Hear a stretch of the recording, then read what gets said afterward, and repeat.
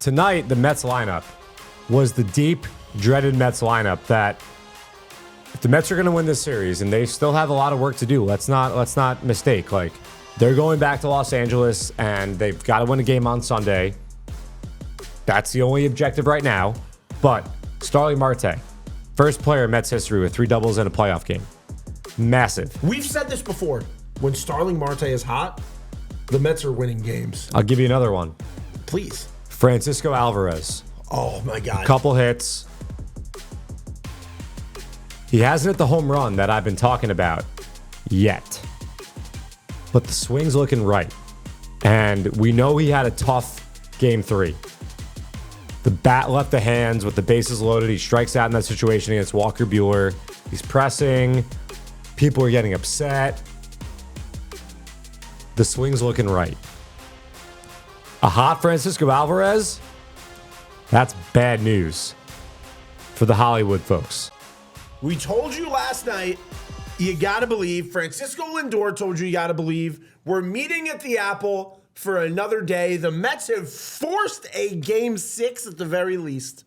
We're going back to Hollywood. That golden ticket is punched. You're listening to Meet at the Apple. I'm Vito Calisi. You can follow me on Twitter at Vito F. Calisi. Jonathan Barron at JMB9191. Sean Manaea is holding the Mets season in his hands right now, and I could not feel any better for anybody else on this team to be in that position. Good evening. Good morning. Game 6. We guaranteed it right here at Meet at the Apple that this team was going to come through with a big victory in Game 5. A huge victory.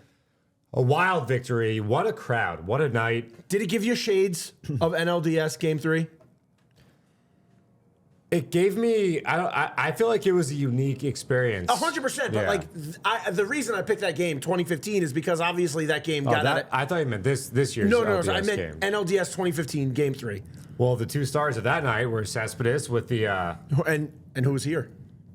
Yeah. And also the winning pitcher that night was Matt Harvey, who was also here. So, I mean, it was that kind of a night. It was wild. Look, I looked in that camera right there that's being adjusted by Nick Baffardi right now, and I begged for Mets fans to come and show up and be loud and rattle Jack Flaherty and rattle all the Dodgers out there, and that happened. Shout out to the Temptations. Shout out the Rizzler and the Temptations. Shout out it was a very fun night at Citi Field.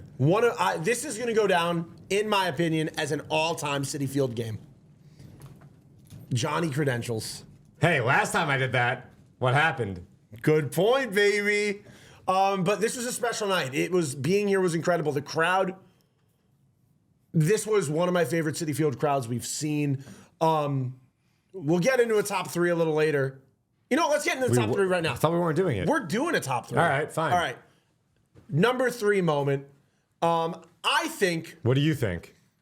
I think Reed Garrett. His strikeout of Freddie Freeman. Reed Garrett striking out Freddie Freeman to get out of that inning. Humongous moment. Crowd went absolutely bananas. One of the biggest strikeout pop-outs of the night. One of the biggest strikeout pops of the night. And that's just, it made me happy because Reed Garrett's a guy that has been so dependable for us this year. And for him to come out in that moment, in the spot that like you need Reed Garrett to show up in. Reed Garrett showing up in that moment shows you that we really can do damage in Game 6 and Game 7. When your guys are showing up in the moments that they need to like that, that's when you know everything's coming together in the right way. Yeah, I mean, Freddie Freeman is a guy who does not chase. Even with one leg. We know, he's still been just putting the ball in play, spraying it all around, doing what Freddie Freeman does. And it was interesting because Carlos Mendoza pulled David Peterson right after he walked, I think it was Teoscar Hernandez. And with the lefty on deck, you thought that he might let Peterson go one more batter. And Carlos Mendoza said, no, I'm going to go get him right now. And Peterson was around the 80 pitch mark. And that was the mark that we had heard that Peterson would probably be up against the wall at. And he goes righty-lefty. But it's Reed Garrett who has the power sinker and also the splitter. And we know Reed Garrett has had big moments against the Dodgers this year. I think you weren't there. You were there the night before. But on April 19th, he got the final 3 outs of that game. And he comes in the game. and he strikes out Freddie Freeman. I think the Mets were leading 8-2 at the time, but I said this. When the Mets are up 8-2, it doesn't feel like they're up 8-2. No. When the Mets are down 8-2, it feels like they're down 20-2. That's a fan thing. You know what's funny? I don't feel like it feels that way. I said this to you, I think we talked about this last night, where when the Mets are up 2-0, I'm anxious and stressed. When the Mets are down 2-0, I feel like I have all the hope in the world. Well, I feel like that probably lines up with what I'm saying. Like it was a big spot because if Freeman gets a hit, it's probably 8-4. This is a lineup you want to be more than a swing away from. 100%. I mean, you saw what Andy Pajas did tonight, so that was a huge moment to get out of that, and especially with Freeman. Like, we know he's a long-time Citi Field villain. No one wanted to see him have success in that spot, so to put an end to that rally right there, that was massive. And to get him looking, Reed Garrett once again gets the job done. Reed Garrett, certified baller. What a moment for Reed. Reed the dude. Reed, man. He's chucking that football around. Throw time. That's his thing. Toss time. What's number 2? All right, number 2. We're going to another pitching moment. Earlier in the game, first inning, David Peterson getting out of a jam himself. Let's get down to business. Give you one more night. No, you participated. I know, but I stopped. David Peterson. A million. You know what that first inning? You know what that first inning reminded me of? Let's get down to business. Yeah, I know the Yankee game. Exactly, 100%. Let's get down. Reminded me of the Yankee game where he loaded the bases. No outs against. Put on Aaron Judge. Put on Giancarlo Stanton. Did not put on Giancarlo Stanton because Giancarlo Stanton was not active at the time, right? I feel like for those games he was. The games in the Bronx he wasn't. Okay, so put on Giancarlo Stanton, put on Aaron Judge, and you were like, oh my God, we're getting into a long night here. And then got out of it. And that's exactly how I felt tonight in the first inning. So number 2 moment, David Peterson finding his way. That was, I mean, whew, boy. David Peterson masterclass. After what happened on the second pitch in game 4, and the Mets responded, Vientos at the homer, but it was still kind of a kick, you know? Yeah. You didn't want to give up. You didn't want to have any numerals in the first inning column for the Dodgers. And second and third, no outs. You're thinking, all right, well, I mean, he's probably going to give up a run, and now we have to come from behind ball again. And he gets a strikeout, and he gets a line out, and he gets a strikeout.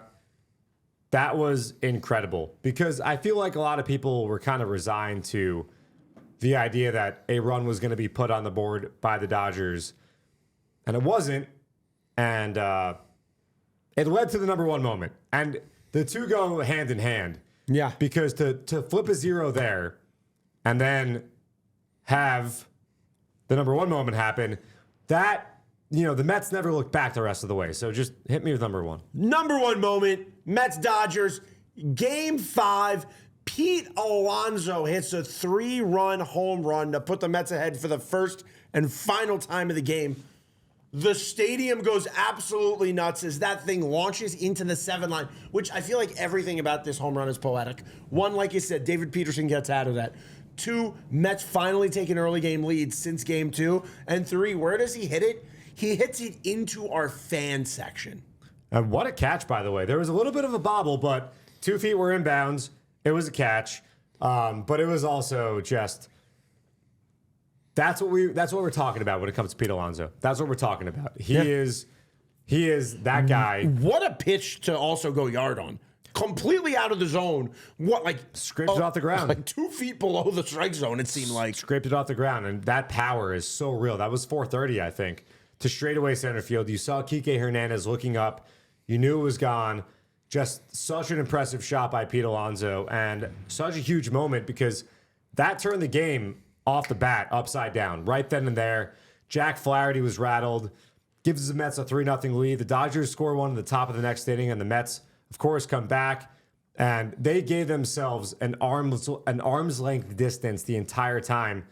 Pete Alonso sets the pace by hitting that 3-run home run. That's what we need. And, I want to point something out about that home run that I want people to realize about Pete Alonso and his profile. I think Pete Alonso gets a lot of guff from fans about... You're a big guff guy. I like saying guff. Mm-hmm. Because sometimes he gets tricked up by the low outside slider. Throwing anything low to Pete Alonso is a gamble. Because Pete Alonso's the kind of hitter, if you give him something low that he makes contact with, that thing is going to Main Street. Next stop, Flushing Main Street. One of the best pitching changes we've had all year. Shout out to the fans. Also, I got to tell you a funny thing about our number 2 moment, David Peterson. No, actually not our number 3 moment, Reed Garrett coming in to relieve David Peterson. We weren't done talking about number 1. I know, but I just need to tell you this real quick. Okay. I ran to the bathroom, and I'm in the bathroom, and then I hear music, and I assume the Mets got out of the inning, and I run. I see Jill Grable. I give her a high five. I see Will. I give her a high five. I run into the social booth. Sorry, I see Jill Grable give her a high five. See Will give him a high five. Run to the social booth. I yell Cookie Boy at Hunter. I give everybody high fives, and then I run back up to my seats, and I realize, oh, wait, the Mets didn't get out of that. I was hearing Reed Garrett's music. He has 2 songs, by the way. I know. That's why it was He confusing. has an intro, and then he has his real song. Yeah. Yeah. Yeah, I mean, there are a ton of moments. You know, But Pete Alonso, number 1 moment, the home run. 100%. But, I mean, tonight, the Mets lineup was the deep, dreaded Mets lineup that if the Mets are going to win this series, and they still have a lot of work to do, let's not mistake. Like, they're going back to Los Angeles, and they've got to win a game on Sunday. That's the only objective right now. But Starling Marte, first player in Mets history with 3 doubles in a playoff game. Massive. We've said this before. When Starling Marte is hot, the Mets are winning games. I'll give you another one. Please. Francisco Alvarez. Oh, my God. Couple hits. He hasn't hit the home run that I've been talking about yet. But the swing's looking right. And we know he had a tough game 3. The bat left the hands with the bases loaded. He strikes out in that situation against Walker Buehler. He's pressing. People are getting upset. The swing's looking right. A hot Francisco Alvarez, that's bad news for the Hollywood folks. Yeah. Your boy Judd Apatow, who I'm not sure who's rooting for. Same with Kimmel, by the way. Kimmel's a Mets fan. He's not making it obvious. He's a Mets fan. He's just wearing a Jimmy Kimmel jacket. That's pretty cool. I feel like you would wear a John Barron jacket if you could. If I wanted to, I would. I feel like if there was a reason to wear a John Barron. Hunter, would John wear a You'd John? absolutely wear a John Barron jacket. Hunter's here. Hunter finally showed up. Hunter I thought he was sitting here. He's over there. I know, I I'm see him. over here. I see him. Where's Hunter been the last 2 days? Mets lose a few games. Hunter doesn't want to come to the podcast. I was about to say something absurd, but Hunter, I'm going to get, people are going to be mean to me now and say I'm bullying you. no, the you absurd would- thing I was going to say was not bullying. It was, I'll text it to you right now. For the record, you would wear a John Barron jacket. You think so? Yes. Confidently. I know you'd wear Hunter, how do you feel? Hunter, do you have a different moment? Not like, I'm not saying that top 3 wasn't flawless, but I'm saying, is there a great moment that you want to bring up? one. I want to talk about either triple, Winkier or Lindor's triples. I'm sure we were going to get to there. Jesse Winker, man. First time in Mets history. Jesse Winker is a WWE superstar with his actions, with the way he fires up the crowd, with the way he bat flips on walks. That dude is dramatic. That dude is an icon. He gets on base. He gets on base. Do I care if it's a hit or a walk? I do not. Or hit by pitch. Hunter, we You were don't get watching that Jesse reference Winker at BP today. And didn't you Yeah. feel like something special was coming? He was hitting hard line Check the drives, text. low line drives that were, barely getting over the walls. I can't say that. Whatever. We were standing out there at BP, was shooting some content, and we felt that Jesse Winker's swing looked really good. 100%. He was hitting hard line drives. And he looked confident. Yeah. Yeah, he always does. Yo, did you notice when he came around to score on, it must have been Lindor's triple, Mike Sarbaugh, the third base coach, went He was in the inside. infield. He went to the He infield. was in fair territory, waving Winker around it. I've never, ever, I noticed that. ever seen anything like that in my life. I That did was notice that too. insane. I think it's legal. I don't know. I'm not saying it's not. Who are we? The only thing you can't do, I know, is touch the run. Of course. But that was wild. I've never seen that. And it just stood out to me. It was like, what was that? Yeah. Like, usually they come all the way down, like they come by the plate. Right. But Sarbaugh was like He was- in fair territory. Yeah. But Winker. But I love it. Winker sliding into third and then popping up and throwing his arms up. Yeah. Sick. Again, he knows how to get a crowd fired up, and I love that for him. I got a moment. Big Poppy trying to steal Mrs. Met. You know, Big Poppy. That was crazy. That was real. Big Poppy's been one of my favorite parts of this postseason for us. And can we talk about later in that clip a certain gentleman who was sitting on the right side of that table, just getting up and walking away? Why do you have to stir the pot with him? Yeah, I would. All right, Look, it doesn't matter. Dude's got an edge. Just Doesn't drop matter. it. Anyway, so Club Poppy. Club Poppy. What a game.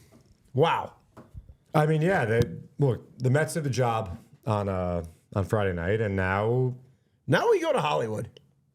we said right here there would be a game 6. Remember in 2015 when the NLDS had to go back to LA? Yeah. What happened?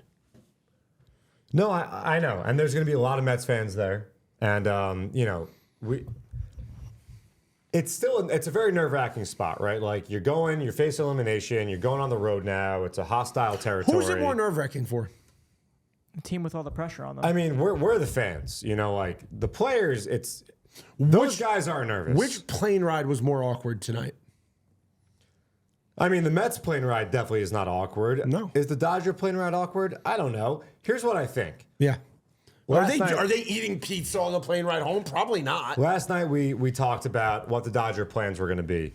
And I thought that they were going to save Jack Flaherty. You did. And go bullpen game in game 5. And I thought that there was upside from the Dave Roberts, Andrew Friedman perspective because you can save your guy to pitch in a place that he's been comfortable pitching and throw a bullpen game and maybe you win. And if you do, great. Obviously, you advance to the World Series. Especially a team that advanced to the NLCS on a bullpen game. Not quite. It was game 4 that they I thought bullpen. game 5. No, I thought. Yamamoto started game Yamamoto. 5. Okay, sorry. But still, they've employed the bullpen game and they did it face elimination. So basically the same thing. Yes. Thank On you. the road, even a worse spot, and it worked. I thought that they would say, hey, we're up 3-1. Let's just do this. And if it doesn't work, we have Flaherty, and then we have Buehler and everybody else in game 7. And now, I don't want to say you're naked, but Naked and afraid. look, they're not, and I'm not. We talked about this after game 1, after the Mets lost game 1. The bullpen game is not a walk in the park. And it can be especially challenging because you're facing so many different looks and lefty, righty, although the Dodgers only have one lefty on the roster right now. it is going to be challenging because if you notice tonight, the Dodgers did a really good job with something, and that was giving Honeywell literally the brunt of today. Yes, everyone's available. All of their high leverage guys are completely available. Yeah, I mean, that was going to be the case because of the day off. And the same goes for the Mets, by the way. Stanek threw a lot of pitches. Edwin Diaz gets 6 outs. I think he threw 23 pitches, but Edwin's going to be available for more than 3 outs, you'd assume, in game 6. And Stanek, I'm sure, and Reed Garrett, who is definitely in the circle of trust right now. And then we don't know. I mean, look, we know nothing, but also that you use Edwin Diaz in game 6. David Peterson's gotten a few days off. Everybody's an option in game 7. I'm not thinking or talking. I'm talking long term. I'm saying that you have Sure. to. You have to. I mean, the goal is to get past game he 6. threw 77, 78 pitches. Yes, he could be available for a game 7. Like you said, everyone's available, but I don't want to talk about that. That's for Sunday's podcast. It is. We'll talk about that on Sunday. For now, it's how are these two teams going to navigate 27 outs, and how do the Mets match up with the Dodger bullpen changes, and how does Sean Manaea into the Mets bullpen complete a victory for them?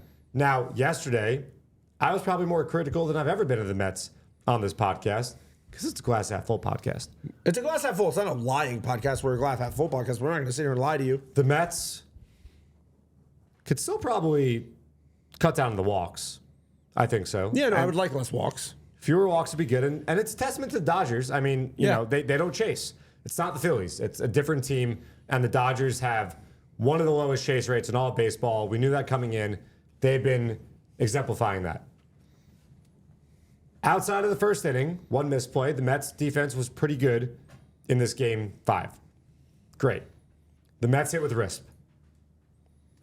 You need to hit with RISP. You're not going to win a series if you continue to go 0 for 8, 0 for 9, 0 for 10 with RISP. No. No one's ever done it. You got to hit with wrist. You got to take advantage of your opportunities. On Friday night, the Mets did that.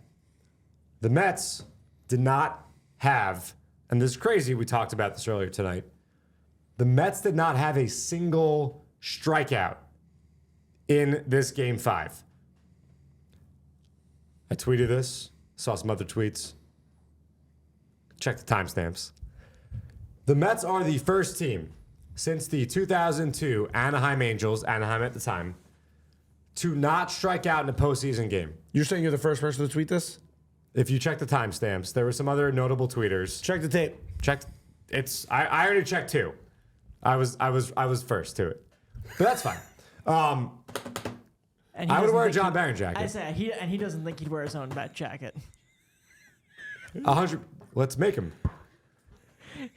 Not a single strikeout in this game. Now that's obviously because I don't know what my favorite stat is. Not a single strikeout in this game, or that John Barron was the first person to tweet this. Probably the second one. Johnny Stats. But look, that's obviously hasn't happened since 2002. It's been 22 years. Can't expect that to happen again. But the lack of swing and miss and the propensity to put the ball in play, that has me ecstatic. You know what has me ecstatic? That. Also, Jack Flaherty throws a lot of curveballs. This team has struggled with some off-speed stuff from time to time, especially the curveball. Seeing them be able to get under those and just make contact, not get struck out by that, not get tricked by the breaking stuff, makes you feel good. When you start to see, and this is the thing about a long series, is that when you start to get to know your foe, you make adjustments. And it's the team that adjusts better that usually winds up advancing. And this is not the NLDS where it's best of 5. No. This is the NLCS where it's best of 7, and you have a bit more runway to make those adjustments, to get to know your opponent, and to, I'm going to say adjust again, adjust. Like a chiropractor. Like a chiropractor. And right now, the Mets in Game 5, they adjusted to Jack Flaherty, and maybe Landon Knack adjusts. I don't know, maybe he doesn't try to challenge Mark Vientos with a fastball. Maybe Dave Roberts doesn't walk around Francisco Lindor to get bases loaded. I bet you he does not do that again. I bet you he doesn't do that again. But the point is that the Mets and the Dodgers, they saw each other in April. They saw each other in late May. Now, these two teams, it's an all-out war. And 27 outs on Sunday night, which I don't know where the hell I'm watching this game. What are you going to do? I'm going to watch it home. You're not coming? This is why I'm not in Milwaukee. I watched. Where were you? At home. It was Rosh Hashanah. Yes, as you know. Mm-hmm. So I watched at home. Uh-huh. So I'm going to do that again. But it's not a Jewish holiday again. And you and I were at the watch party for Game 1 against the Phillies. Yeah, but that was Game 1. It wasn't an elimination game. Exactly. I'm going to watch elimination games at home because that's what I did for the last one. Now, the Mets are 2-0 with watch parties, right? Yeah. Wait, no. Yeah. Didn't they do one for? They didn't do 2 Phillies ones. They only did 1. There were only 2 road games. There wasn't a Sunday watch party. There wasn't. Okay. 2-0. So we've only had one watch party. Oh, and we did 2-0 against the Brewers. Brewers and Phillies. I don't know. I think that bodes well for us on But Sunday. it does. Also, you brought this up yesterday. Mets undefeated in 5 o'clock starts in the playoffs at Citi Field. And local time. Although, I mean, last Sunday was also a 5 local. I said at Citi Field. Yeah. So, Gabe, my buddy Gabe is here. Gabe, go over to Hunter's mic. Come here, Gabe. My buddy Gabe flew in from North Carolina just for these games. Gabe. Where are you going to be watching from? I'm watching from home, man, in Raleigh. Rollywood. Raleigh, yeah. So they By call it, yourself, with your wife? No, with the wife, of course. I'm gonna have my OMG shirt on. Yeah, I'm ready. I'm Yeah, locked in. I don't know. I might not watch. That might be my. What? That's crazy. Are you busy Wait, that did day you and you watch just the don't want to Jets say that? instead? Yeah, I'm gonna watch the Jets. I'm gonna watch You watch Aaron Devontae Rodgers. Adams? I'm giving John. It's I'm kidding. this guy. All right, well, I mean, but you get what I'm saying. This is crazy. anything can happen right now. But if there was any Mets team that can come back from a 3-1 series deficit. You know, the Dodgers were part of the last 3-1 series comeback, right? So then why can't we do it to them? And in game 3 of that series, or excuse me, game 4 of that series to make it 3-1, the Braves who won 10-2. I didn't realize that. That was in the COVID year in Texas, at neutral Arlington. site. So when I did my stat last night, didn't count that neutral site, so kind of slipped through the cracks there. And in 2015, the Rangers came back against the Capitals 3-1. And also, I know Forgot about that. I know there's a Oh, difference between great. 3-1 and 2-0, but scores! 2-game deficit. Arizona Diamondbacks down 2-0 versus the Phillies. They come back. You love talking about that. The Mets do. weren't down 2 out of to the Phillies though. What? It's not equivalent, but he loves talking about last year's NLCS. I do. But you know what? At this point in time, same A 2-game situation. deficit is a 2-game deficit. I understand there's Sure, a difference okay, between sure, 3-1, sure. The 2-0. Snakes went to the bank down 3-2. Thank you. That was Facing my- Aaron Nola in Game 6, and they won Game 6. They won Game 7. So he's right. Last year, we had the home team in Game 6 with one win. All they needed to clinch the pennant. Didn't happen. Couldn't get it And done. did anybody think the Diamondbacks were going to take them? The Phillies? No. But they were hot. They were a hot wild card team. Who went through Milwaukee and LA. Look, I know that. And I said this earlier today to my boy Brian Mungia, who, shout out Brian Mungia. Love Brian Mungia. This is the first Brian Mungia reference on the podcast. The thing about the Mets is, like, you just, at this point, you're down 3-1, now 3-2. Like, who gives a you-know-what? You brought it up last night. It's like JD Martinez said. Everybody says we suck. Let's go suck. Yeah, there's no pressure anymore. It's all on them. Like, let's just go win a game. Let's F around and win a game. We just need somebody to throw a glove. Is there a glove in here? I'll throw a glove. I have 2 gloves at my desk. Hunter, run. Hunter, I'm run. not Go running- get the 2 no, gloves. I'm not go- There's no glove in here. It's all right. Hunter, run. Go get the 2 gloves. Run. Go get the 2 gloves. Regardless of, we Run, don't go need, we get the don't two need gloves. baseball Are you equipment. serious? Yes, run. Go get the 2 gloves. We Wait, don't- no, we can't do that. Never mind. We can't do that. We can't do I that. really don't want to go run to your We desk. can't. We can't do that. You can't be throwing a glove on the pod, man. No, he's right. I got Jacket excited. boy. It doesn't matter. All that matters is that these guys, I feel like, no pressure, no anything. Just go out, just play, just have fun, win a game. But also, One game. the amount of pressure they played with tonight, you have the Dodgers ready to celebrate at your field. I don't think there's any pressure on the Mets I tonight. do think there is. Apparently the tarps were up in their clubhouse since Monday, or since Wednesday, since Game 3. The Athletic, There's no way that's true. the Athletic put that out today that they had everything set since There's absolutely no How way do you that- get to your lot? You would see it in the interviews. Well, Yeah. they'd have it rolled up. Well, I don't know. I don't feel like that's crazy. I don't know. Hunter, I don't know. As far as the Met mentality goes, there's no pressure. There is pressure. I really disagree with you there. I think there is pressure, and you don't want to see another team celebrate on your turf. I don't know. But if once you're down 3-1, all you have to do is just go out and have fun and play a baseball game. I understand that. You have but nothing to lose. you have nothing to lose, but you also don't want to see that. You want to. I think the whole like don't celebrate in my field's overrated. you're playing. Who cares? I think you're playing for your dignity at that point. You're playing for your dignity, but part of your dignity is not seeing somebody else celebrate at your ballpark. I'm agreeing with you. Oh, thanks. It's not better to watch them celebrate on their field. If your season ends, your season ends. It doesn't matter. It's bad. I think we saw them the last weekend against Philly. When Philly all they had to do was split with us, and they would have clinched the division. The Mets took 3 of 4. Then the Mets. But it wasn't about keeping the Phillies out. It was the Mets had to win those games to make the playoffs. I know, but I still think there's something there. I agree. The Mets lose one of those games. They miss, of course. I know. That's what the motivation was. Forget keeping Philly from clinching. That's the mentality of a team that's out of it. Like, I don't want to see them clinch on my field. It doesn't matter at this point. And here tonight, it's not about keeping the Dodgers. No, of course it's about extending your season, but I think also there is a pride pressure factor. of you don't want it to be at your ballpark. I don't think know there's if an added pressure. I think when you're the Mets in Game 5, it's, hey, we got to play. Like I said, we got a playoff game. It's October 18th. Can I thank you though? Let's just do it. Let's just go out and play. Let's hit triples all over the place. The Mets have never had 2 triples in a playoff game before. Can I thank you? Starling Marte, first player in Met history, 3 doubles in a game. Jesse Winker, first player in Mets postseason history to have 2 triples in the same postseason. And John, thank you In for the same postseason. Thank you for Yeah. engaging. Because yesterday I tried to bring up something. I listened this morning and I heard that. I was like, what was he saying? But didn't say that. Didn't say what I is did he- say that. No, Johnny you literally Jackets. stared at me. I did say that. Johnny Jackets. I said that by looking and saying, well, so, Mets, game 5. Anyway. That was my way of saying, what the are you talking about? Okay, careful. I don't curse anymore on the show. You sure you don't? All right. When was the last time I cursed? I don't know, man. I'm not going to check the tape. It's been like since July. Check his laptop. I don't know. My laptop? Anyway. That was me once again. Trying to transition. I made a prediction last night. You did. I have another one. Okay. And people might clip this off and say, John, you're an idiot for this. What is it?